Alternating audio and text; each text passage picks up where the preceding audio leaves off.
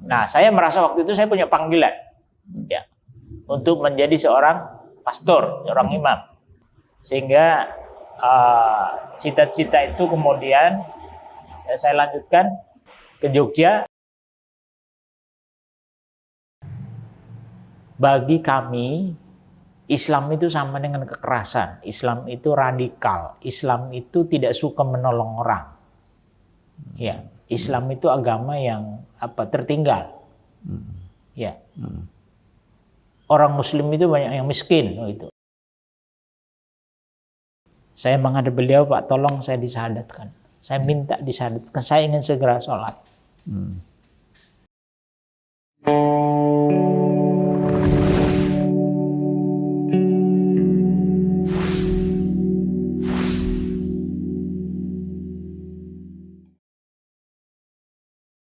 Amin. Perkenalkan, nama saya, nama lengkap Arnold Aloysius Gonzaga. Ya, di KTP disingkat Arnold Al Gonzaga. Jadi Al itu singkatan dari Aloysius. Aloysius itu nama yang diberikan ya saat menerima sakramen Krisma. Ya. Jadi bukan Al yang bukan Al Habsyi atau Al Ghazali apa bukan itu ya. Jadi biar tidak salah pengertian. Ya, saya berasal dari Kupang, Nusa Tenggara Timur. Datang ke Jogja tahun 1993 dalam rangka belajar menjadi pastor. Jadi waktu itu calon pastor ya. Di sebuah tarekat misi yang ada di Yogyakarta, namanya Tarekat Missionariorum A Sacra Familia atau Tarekat Misionaris Keluarga Kudus. Ya, perlu saya jelaskan tahapan pendidikan di tarekat misi yang saya masuki waktu itu. Jadi saya mulai lulus SMA Katolik Giovanni Kupang, kemudian datang ke Jogja, lalu masuk di tingkat pertama namanya tahap penyesuaian ya, Bertinianum, jadi seminari Bertinianum di bawah tarekat misi misionaris Keluarga Kudus. Selama 1 tahun menjalani pendidikan di Bertinianum, kemudian tahun kedua di novisiat, ya, itu masa pendidikan rohani. Selama 1 tahun juga, ya, di Salatiga. Ustadz Abdurrahman, begitu sekarang dipanggil ya? Ya. Memilih ke teologi itu atas pilihan sendiri atau ditugaskan oleh mungkin gereja atau pilihan orang tua? Itu pilihan sendiri, Pak. Pilihan sendiri dan disupport penuh oleh orang tua. Ya. Apa yang melatar belakangnya Ustadz Abdurrahman memilih teologi sebagainya? Ya, jadi latar belakangnya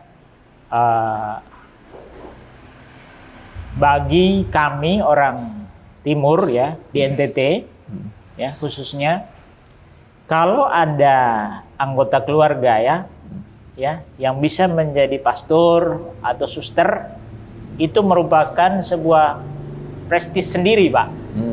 Iya, jadi status sosial keluarga itu di mata masyarakat dia lebih terhormat.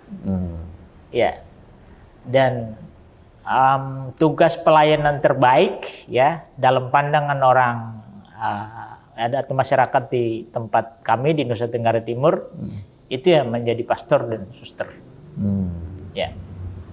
Nah, saya merasa waktu itu saya punya panggilan ya untuk menjadi seorang pastor, seorang imam. Ya.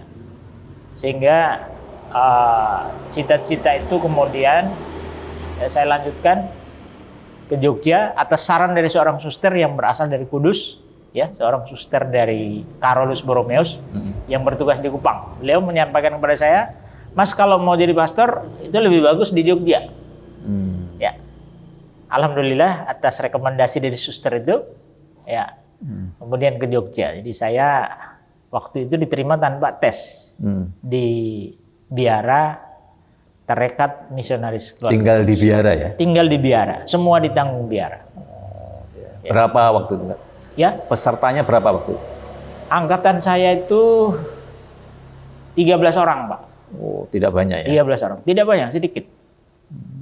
Ya, 13 orang itu seluruh Indonesia. Ya. Keluarga besar kami memang aktif di gereja. Ya, bapak saya pernah menjadi guru agama. Ada beberapa keponakan yang pastor, suster. Juga dari om, dari bule, juga pastor dan suster. Ya. Itu yang membuat saya merasa bahwa benih panggilan untuk menjadi pastor itu tumbuh dari sana. Ini dari lingkungan keluarga yang memang taat. Seperti apa, Pak Ustaz, kehidupan di biara itu dan apa yang dipelajari di teologi? Ya. Pendidikan yang sangat tertata, Pak, di misi itu. Ya. Tingkatannya tadi jelas ya. Jadi begitu masuk biara tadi untuk jadi di tahap perkenalan ya. Perkenalan terhadap biara itu, jadi calon pastor ini perlu mengenal dengan baik tarekat yang sudah dipilih. Itu selama 1 tahun masa pendidikan yang harus dijalani. Itu di seminari Bertinianum tadi namanya. Ya, di bawah tarekat misionaris keluarga kudus. Setelah setahun, kalau dinyatakan lulus, lanjut ke tahun yang kedua, itu masa pendidikan rohani. Jadi kemampuan spiritualnya betul-betul diasah di sana. Ya, selain kemampuan akademik tentunya. Ya, di sana juga selama 1 tahun. Ya, setelah di sana di novisiat tadi ya, tingkatan yang kedua, saya kemudian mengundurkan diri, Pak. Baik. Ya. Sebelum mengapa mengundurkan diri, Ustaz? Pendidikan rohani itu bentuknya seperti apa, Ustaz? Ya, ini yang menarik, Pak. Jadi di sana dididik ya, orang sehari itu sembayangnya 5 waktu.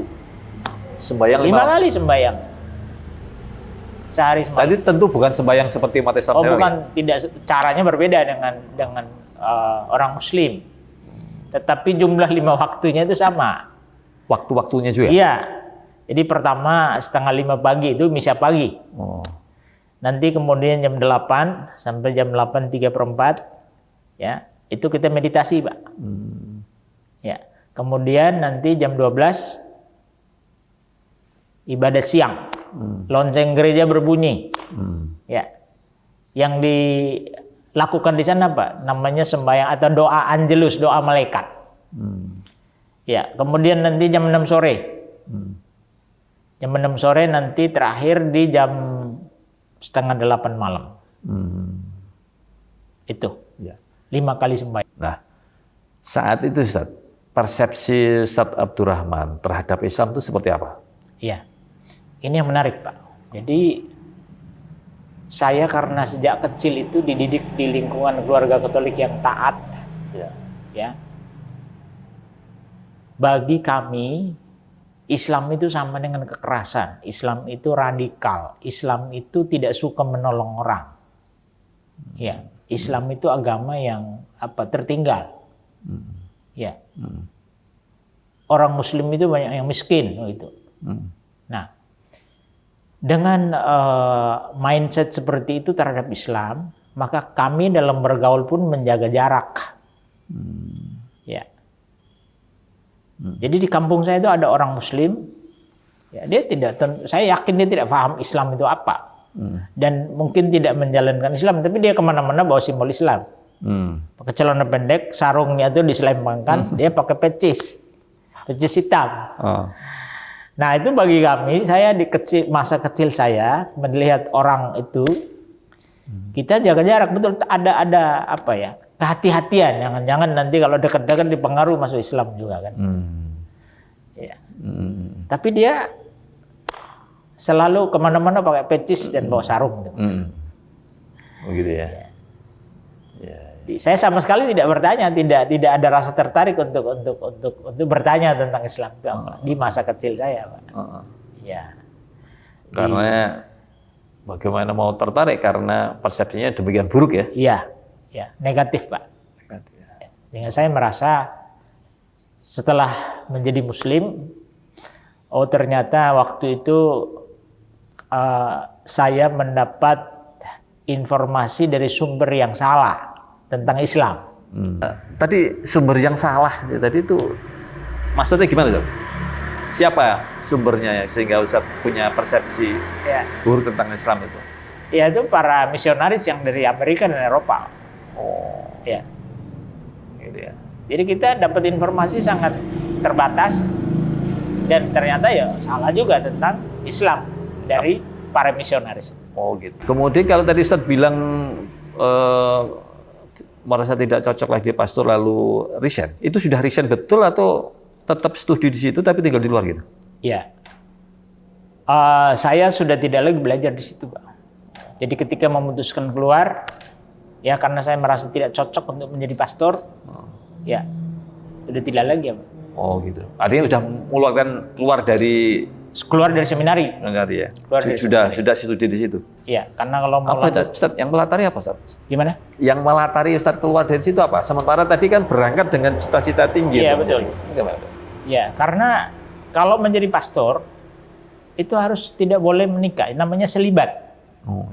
Ya, tidak boleh menikah. Jangankan nikah, pacaran pun tidak boleh, Pak. Nah, setiap saat kita diberi kesempatan dalam konsultasi dengan pembimbing spiritual terbuka. Kita boleh menyatakan mundur atau meneruskan, tetapi dengan alasan yang bisa dipertanggungjawabkan. Nah, saya merasa bahwa ini bukan jalan hidup saya. Jadi kalau bahasa di sana ya istilahnya bukan panggilan saya. Saya tidak kuat kalau harus menjalani hidup selibat. Ya, karena dididik untuk jujur dengan diri sendiri, jujur pada kemampuan sendiri. Ya, maka dengan terus terang saya sampaikan bahwa saya tidak mampu. Ya, artinya harus keluar, Pak. Karena tidak mungkin tidak meneruskan lalu tinggal di dalam, itu tidak mungkin. Tidak boleh. Selibat itu toh Ustadz sudah tahu sebelum masuk, saya kan sudah tahu ya. Nah, artinya sejak awal sudah tahu bahwa nanti kalau jadi pastor itu tidak boleh nikah gitu. Betul. Ya. Pengetahuan itu kan belum begitu mendalam ya. Jadi hanya sambil lalu ya. Jadi katakanlah pengetahuan orang awam, setelah masuk ke dalamnya, ya semakin lama belajar di sana, merasakan lingkungan, suasana di biara, ya kan ada perkembangan ya Pak ya, motivasi, niat, ya. Dan kita harus jujur tadi dengan apa ya, isi hati kita, Pak. Jadi kalau memang mampu, katakan mampu, dan itu harus bisa dipertanggungjawabkan. Dan setiap ada ujiannya juga kan, Pak. Ya. Nah, saya harus jujur ya bahwa karena saya merasa dalam diri saya itu ada ruang hampa dari peran seorang ibu. Peran seorang ibu. Jadi saya kehilangan ibu saya umur 2 tahun, Pak. Sejak umur 2 tahun. Gitu. Nah, secara afeksi ya, kebutuhan akan kasih sayang itu sangat tinggi.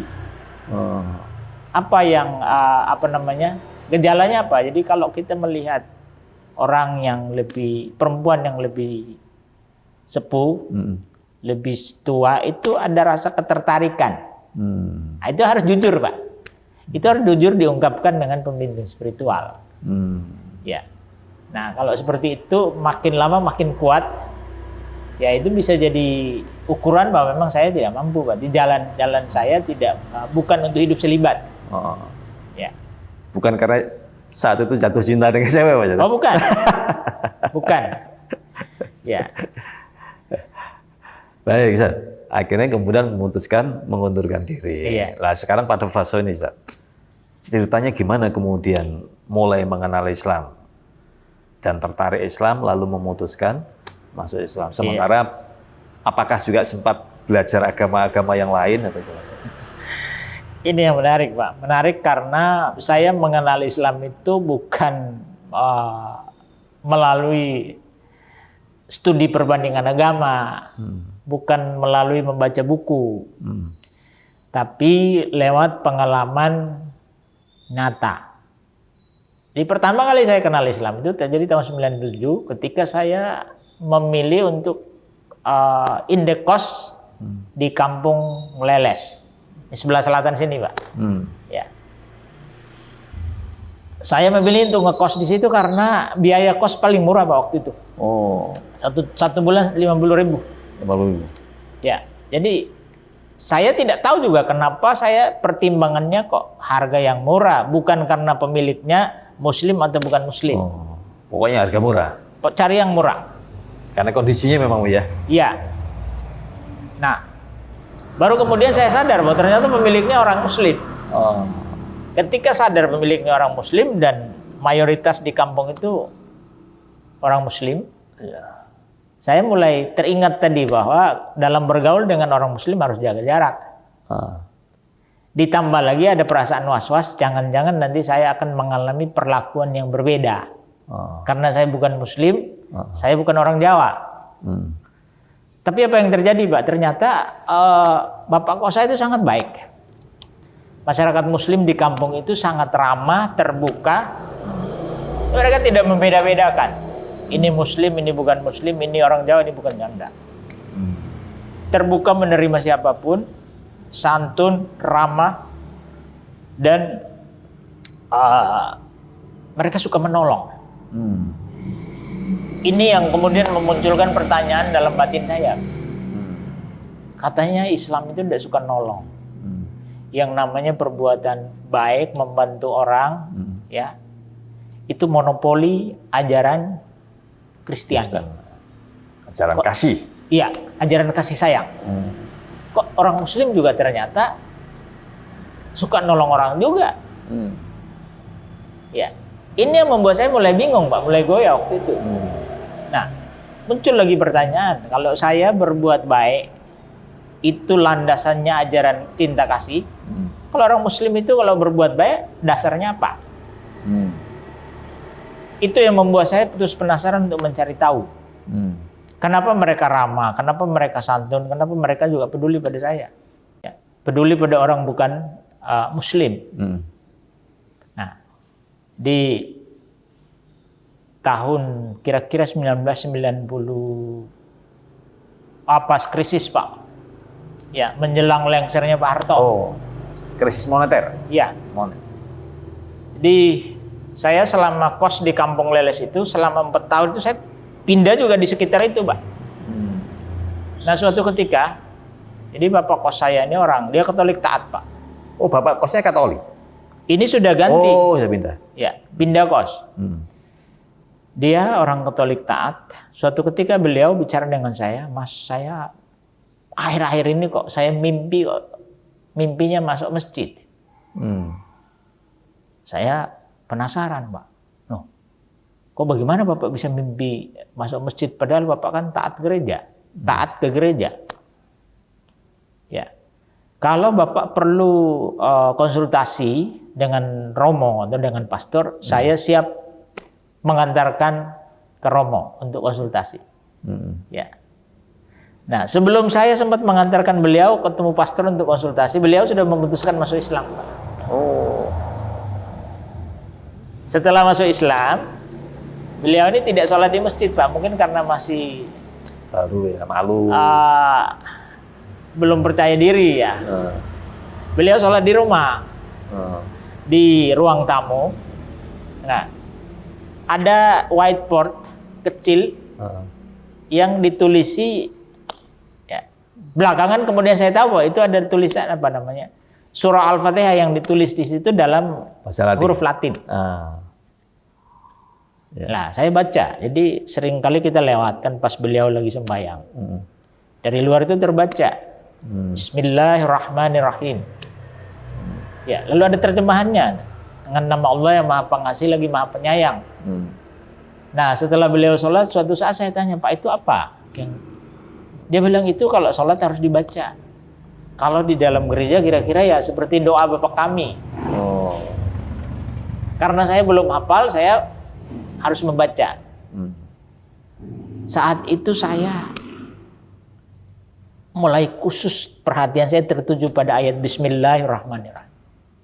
Dengan nama Allah yang Maha Pengasih lagi Maha Penyayang. Ini rupanya yang melandasi orang Muslim itu berbuat baik.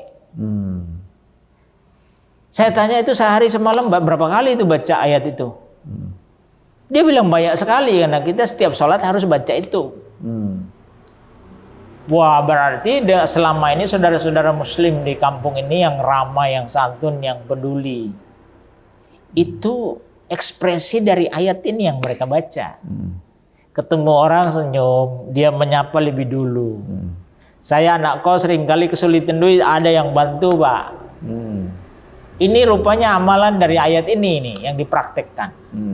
Nah, saya waktu itu mengatakan kalau jadi orang Muslim seperti ini saya mau. Berarti di Islam ada ajaran cinta kasih. Tapi muncul lagi kebingungan. Ya, tapi kenapa dulu yang disampaikan berbeda terkait dengan Islam dan orang Muslim? Apa yang saya dapatkan dulu sejak kecil sampai saya di seminari itu sangat berbeda dengan apa yang saya lihat dan saya alami di kampung waktu itu. Ya, ini mulai muncul konflik batin, Pak. Pertanyaannya mana yang benar ini? Tapi ini kenyataan yang saya tidak bisa bantah. Nah, dalam situasi itu saya terus mencari, Pak. Lalu saya berusaha untuk meyakinkan diri. Mencarinya dalam bentuk seperti apa? Ya, jadi memberi kesempatan kepada diri sendiri, apakah ini layak saya yakini, atau hanya pesan, pengalaman, kesan yang sifatnya sementara. Kalau sementara nanti suatu ketika bisa hilang, bisa berlalu, Pak. Jadi saya semacam menguji diri saya sendiri. Nah, ternyata semakin saya berusaha untuk mengabaikan, itu makin menusuk, makin menohok gitu, Pak. Makin terngiang. Semua kebaikan yang saya dapatkan, yang saya alami dari orang-orang Muslim di kampung. Ya, di puncaknya tahun waktu itu bulan Ramadan tahun 2000, Pak. Saya masih ingat. Bulan Maret. Ya. Ya. Maaf, saya potong dulu. Sebelum puncak itu, ya. Dalam masa pencarian tadi itu Ustadz apa juga belajar tentang Islam atau gimana? Atau Tidak. hanya sedar enggak? Tidak. Enggak. Jadi Maksudnya belajar Islam lalu melakukan perbandingan itu enggak ya? tidak. Sama sekali saya tidak belajar teorinya. Jadi saya hanya ingin memberi waktu yang leluasa kepada diri sendiri atas pengalaman yang saya alami. Ini benar atau tidak? Ya, lebih kepada mungkin kontemplasi atau perenungan. Kontemplasi, gitu ya? Tepatnya itu, Pak. Itu yang saya lakukan. Nah, saya terbiasa. Berapa lama, Ustaz? Ya. Berapa lama itu? Oh, itu sejak tahun, jadi mulai 97 sampai dengan 2000, bayangin. Masa pencarian itu ya? Masa pencarian itu. Dalam masa pencarian itu Ustaz masih aktif di gereja? Aktif. Masih ya? Masih aktif saya. Jadi saya termasuk yang aktif di kampung itu juga di gereja. Di gereja sebagai penyanyi, Pak. Jadi saya penyanyi solis di gereja Condong Catur dan gereja Mino Martani ini, Pak. Karena memang senang nyanyi. Ya. Nah, kegiatan yang sembahyang 5 waktu yang dijalani waktu di biara, itu pun di luar biara saya masih tetap melakukan, Pak. Sembahyang 5 waktu, lalu meditasi masih saya lakukan, Pak. Ya. Cuma yang saya rasakan berbeda, Pak. Ketika mulai semakin mengenal orang Muslim di kampung ini, di kampung Leles itu, ya, selalu yang muncul dalam dalam permenungan saya, kontemplasi saya itu pengalaman yang kental sekali dengan kebaikan orang Muslim. Nah, dalam meditasi itu harusnya kan kita membaca ayat Injil atau Alkitab, lalu kita renungkan. Nah, yang muncul bukan ayat, tapi pengalaman nyata tentang kebaikan dari orang-orang Muslim. Ya. Nah, tadi di tahun 2000 bulan Maret, Ramadan, ada kesulitan bagi kami, anak kos yang bukan Muslim.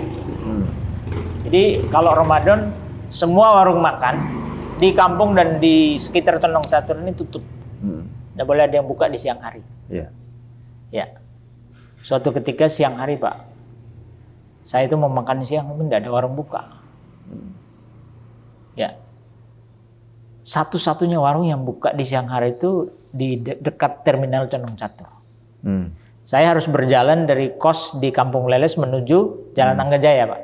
Sudah siang, terik, dalam kondisi lapar. Nah, saya memutuskan untuk makan di rumah orang tua angkat saya di sebelah timur Perumnas Condong Catur.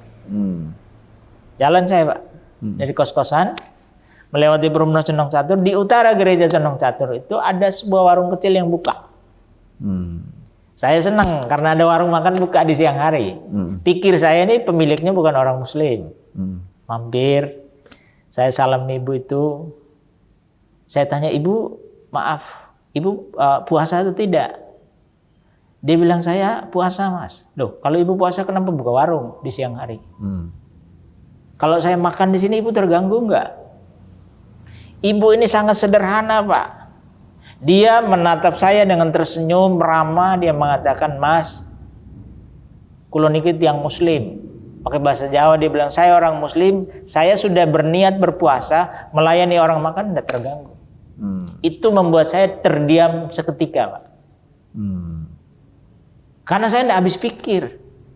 Di logika saya itu agak susah menerima, Pak. Bagaimana orang dalam kondisi puasa, dia melayani orang makan, melihat orang makan tapi tidak terganggu. Saya pikir ini kalau bukan orang Muslim yang taat tidak mungkin bisa begitu. Ini luar biasa bagi saya. Udah saya makan, Pak. Jadi tidak jadi ke rumah orang tua angkat. Nah, saya makan. Sebelum selesai makan dan pulang, beliau pesan, Mas, ini kalau mau makan siang selama Ramadan, datang ke sini saja. Saya buka tiap hari.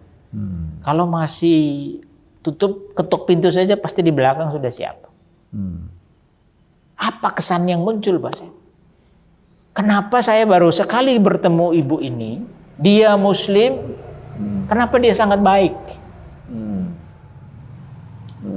Kesan kebaikan itu yang sangat dominan. Nah, itu bersamaan dengan itu muncul kebaikan-kebaikan lain yang saya alami di kampung. Saya kemudian pulang, Pak.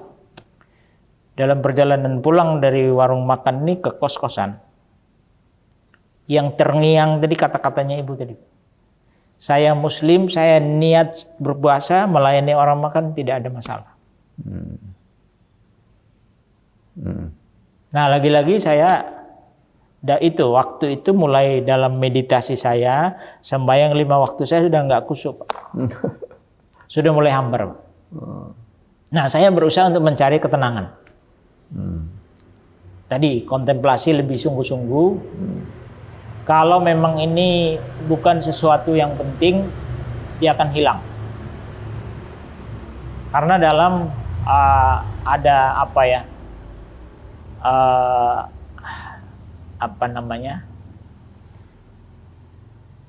psikologi spiritual. Ada seorang pastor Chinese yang luar biasa. Dia pernah mengatakan begini, kalau ada sebuah pengalaman yang dia muncul itu berulang kali, itu berarti ada nilai penting yang harus kita gali dari situ. Jangan diabaikan. Nah, saya mengalami itu, Pak. Kenapa pengalaman kebaikan dari orang-orang Muslim itu selalu muncul berulang kali? Setiap saya meditasi, saya sembahyang 5 waktu, tidak bisa. Tidak bisa hilang itu. Nah, saat itu saya mulai benar-benar goyah, Pak. Ketika ketemu dengan ibu yang punya warung makan dengan kata-kata tadi. Jadi saya mulai perlahan-lahan mengurangi kegiatan saya di gereja. Latihan kor, pendalaman iman, dan macam-macam itu di gereja. Saya pergi ke gereja tidak hanya di Condong Catur atau Minimarket, tapi di Kota Baru, Pak. Di sana terkenal ada seorang pastor yang khotbahnya bagus. Mungkin saya bisa mengalami pencerahan di sana, kan. Harapan saya pengalaman-pengalaman dari kebaikan orang Muslim ini bisa hilang, Pak. Ya, tapi ternyata tidak bisa. Jadi semakin saya berusaha mengabaikan, itu buat saya makin terusik. Nah, kemudian saya waktu itu merasa bahwa saya sangat membutuhkan seseorang yang saya bisa curhat. Saya ingin ceritakan semua pengalaman kebaikan tentang Islam, tentang orang Muslim ini kepada orang yang saya kenal. Saya ke rumah bapak angkat saya. Ketemu bapak ibu angkat, saya Muslim? cerita. Bukan. Katolik taat. Tokoh beliau, Pak. Saya cerita, belum selesai cerita, ketika mendengar nama Ibu Sarjono yang punya warung makan tadi. Kebetulan dekat rumah beliau dengan rumah ibu yang punya warung makan. Beliau langsung memotong pembicaraan saya. Beliau mengatakan, kamu kan Katolik, kamu punya Yesus. Nanti kalau kamu dekat-dekat, kalau kamu dipengaruhi masuk Islam bagaimana? Saya dengan spontan saya katakan tidak, mereka orang baik. Tidak pernah mempengaruhi saya untuk masuk Islam. Ini pengalaman saya. Tidak pernah mengajak barangkali. Tidak sama sekali. Nah, waktu itu saya kemudian nginap di rumah beliau. Saya tidur di situ, saya ditempatkan di ruang khusus yang biasa dipakai untuk tamu. Diminta istirahat di situ. Ya. Nah, yang menarik Pak, jadi di ruang itu di pojok barat ada patung Bunda Maria. Pojok timur itu ada tumpukan buku-buku yang sudah buku-buku lama, Pak. Pandangan saya tertuju pada sebuah buku kecil yang karena sudah terlalu lama disimpan, Pak. Kertasnya sudah coklat-coklat, covernya hijau, tulisannya itu tuntunan sholat lengkap.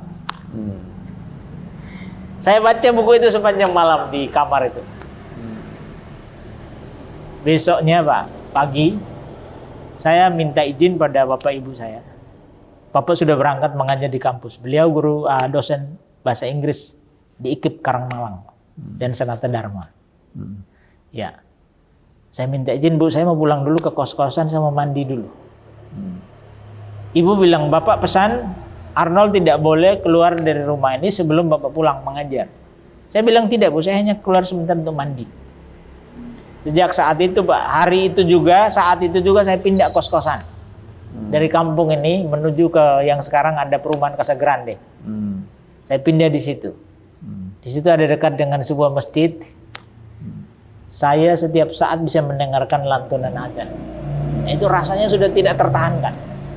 Jadi saya belum ketemu orang yang saya bisa curhatkan semua isi hati saya, pengalaman saya tentang orang Muslim yang saya alami itu. Kebaikan mereka. Saya kontak hari itu juga Pak. Kontak teman saya asli Surabaya. Istrinya Ponorogo. Tinggal di daerah Tegalrejo. Di kota. Saya kontak, saya ingin ketemu. Saya pergi ke sana, saya cerita. Beliau sangat senang, antusias mendengar cerita saya, tapi dia tidak bisa merespon. Memberi masukan, oh ini begini-begini, enggak. Karena beliau tidak aktif. Waktu itu sudah 11 tahun menjadi Muslim, tapi tidak sholat, tidak belajar Islam. Saya diajak ke tetangga, yang kebetulan kepala Kakanwil Depak DIY waktu itu. Bapak Dr. Andus Haji Sudiono, almarhum. Semoga Allah merahmati beliau. Amin, amin. Ya. Saya diajak ke beliau. Saya cerita, Pak. Pengalaman saya selama saya jadi anak kos di sini. Sampai ketemu ibu yang punya warung makan. Beliau komentarnya singkat, Pak. Mas, Anda mau dapat hidayah. Saya tanya hidayah itu apa, Pak? Ya Anda mau masuk Islam. Tapi Anda dari seminari, resikonya terlalu berat. Anda coba saya kasih waktu 2 pekan, direnungkan dulu. Pulang saya, Pak. Pulang itu tidak tahu, ada dorongan yang sangat kuat untuk sholat, Pak.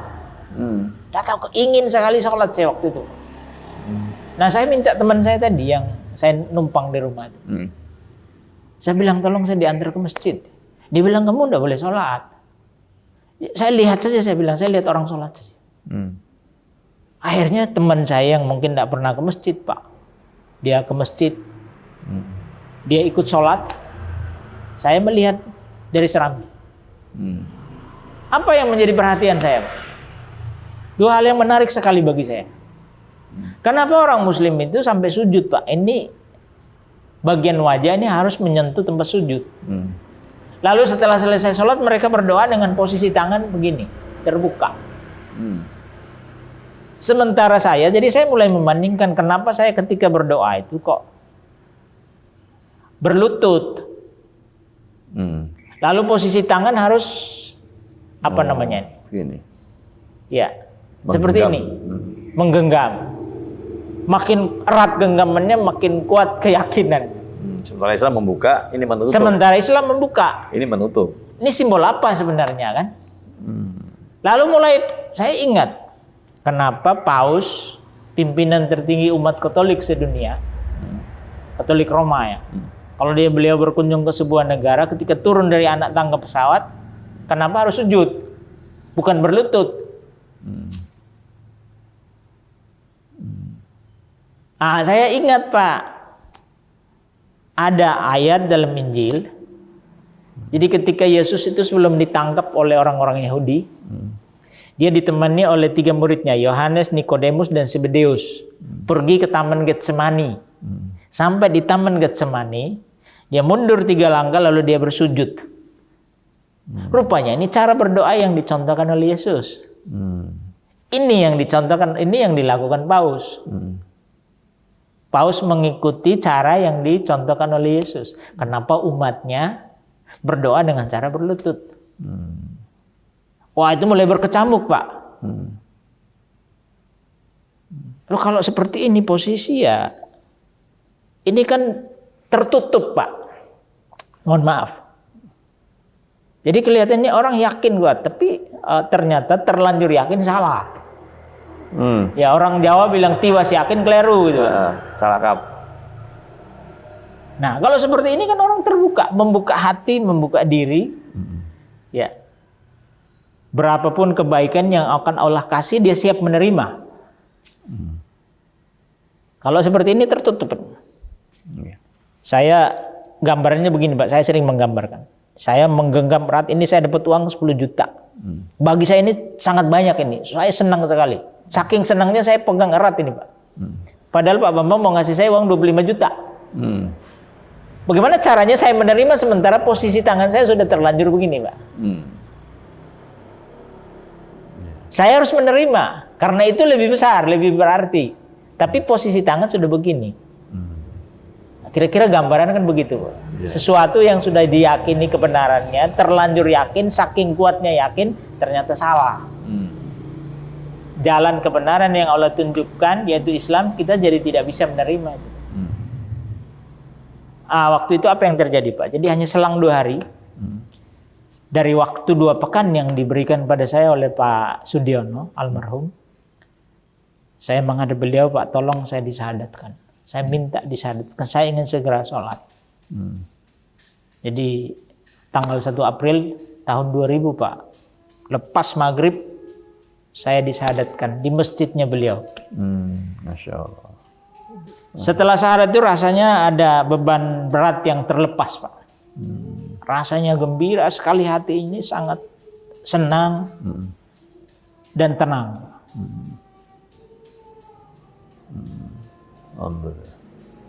Nah itu perjalanan spiritual saya mengalami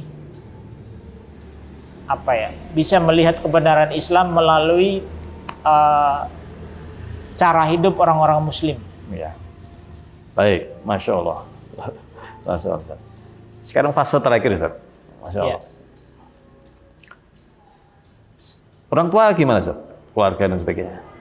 Bapak ibu saya waktu itu sudah meninggal semua. Jadi ibu saya meninggal saya umur 2 tahun Pak. Bapak saya meninggal saya seminari menengah kelas 0. Jadi sudah tidak ada orang tua. Hanya ada adik-adik tiri. Dan saudara-saudara besar?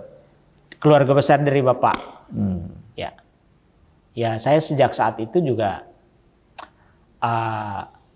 saya memilih untuk menyampaikan bahwa saya sudah menjadi Muslim. Langsung menyampaikan? Langsung. Saya kasih tahu Pak. Tapi responnya alhamdulillah ya itu. Sejak saat itu sampai dengan tahun 2019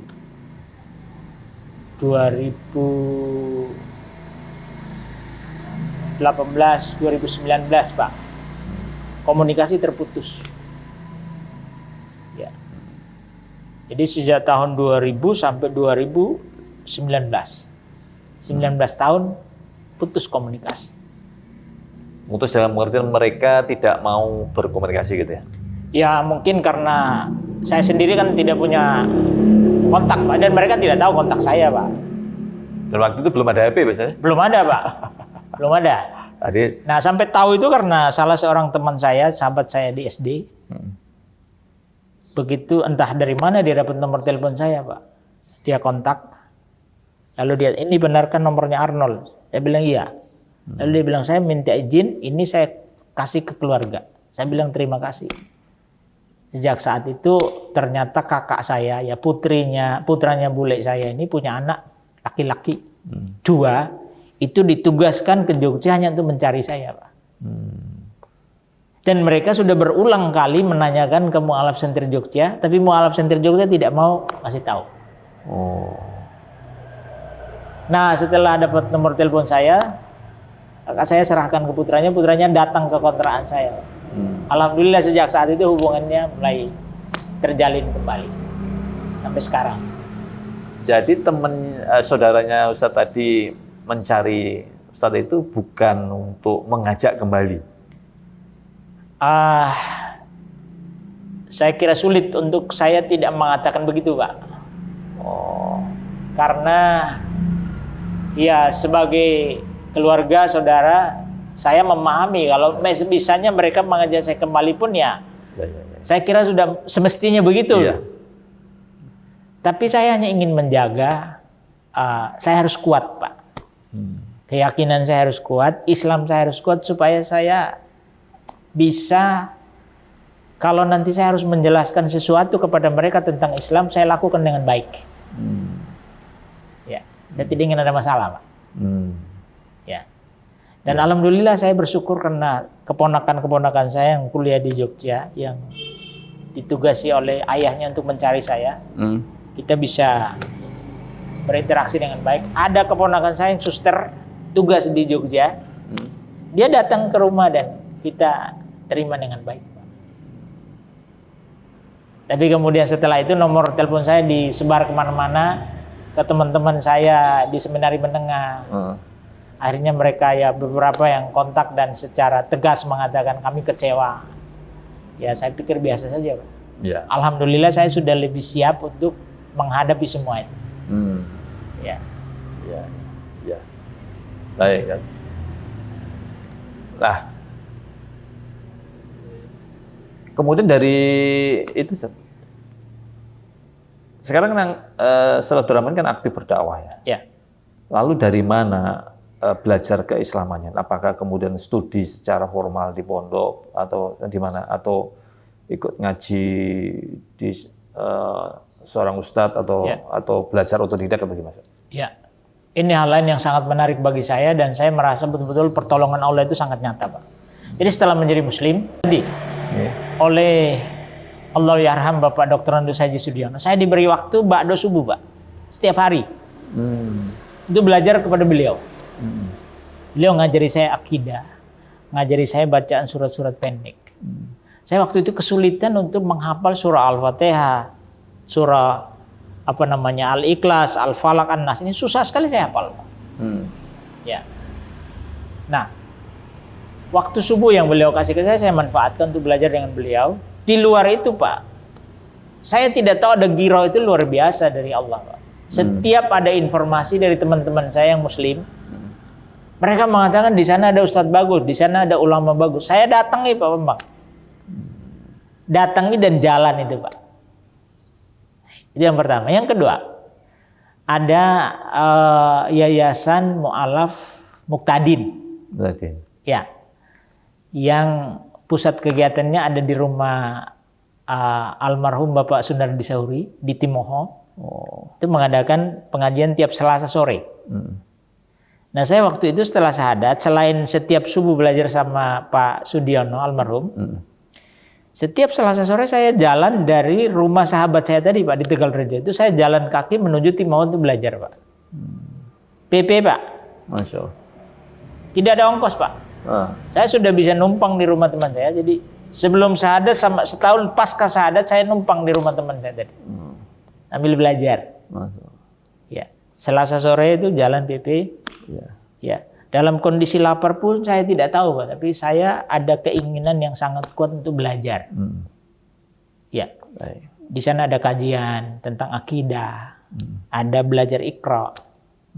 Dan saya 4 tahun Pak baru bisa membaca Al-Quran. Masya Allah. Terlalu lama Pak. Kenapa lama? Karena selama belajar saya lapar Pak. Saya berharap ustadznya bisa bertanya, kamu kok lama sekali belajar membaca Qurannya?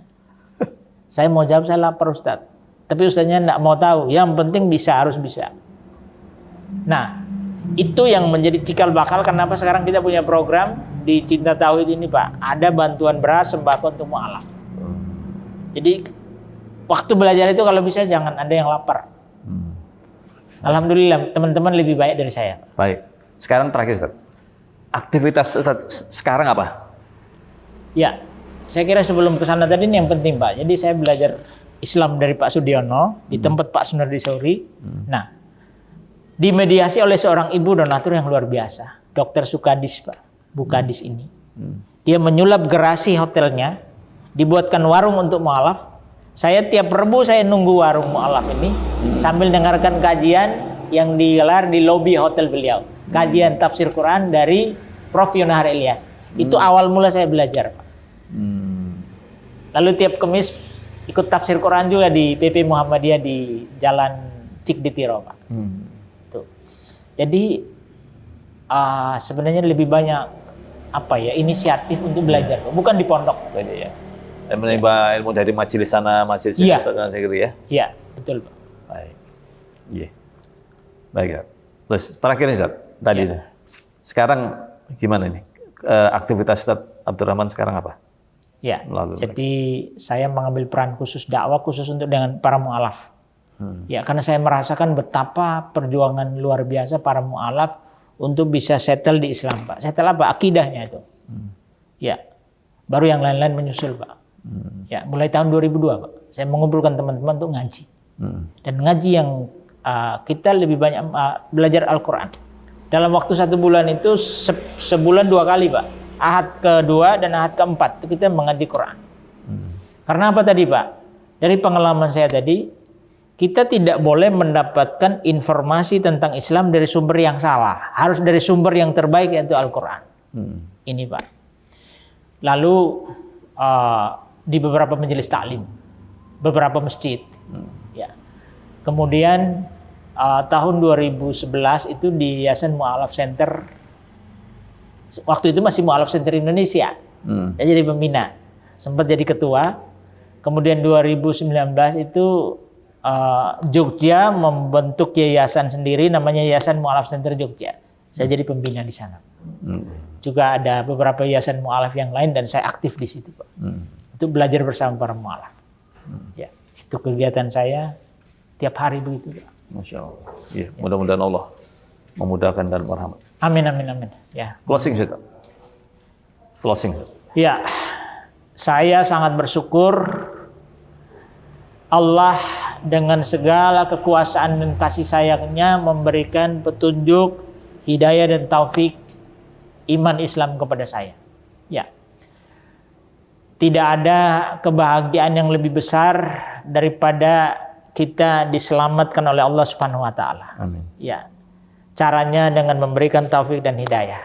Ya. Dan untuk saudara-saudaraku yang sudah, ya khususnya para mu'alaf yang sudah berhijrah, terus berjuang belajar dan mudah-mudahan istiqomah. Amin. Untuk teman-teman saya, saudara-saudara saya dimanapun berada yang masih belum menemukan hidayah Islam, buka hati. Kebenaran mutlak hanya dari Allah. Tugas kita hanya terbuka. Mudah-mudahan Allah berkenan menerima. Amin. Memberikan petunjuk, hidayah, iman dan Islam. Amin. Saya kira itu, Pak. Terima kasih. Baik. Baik. Terima kasih Ustaz atas Sama-sama. atas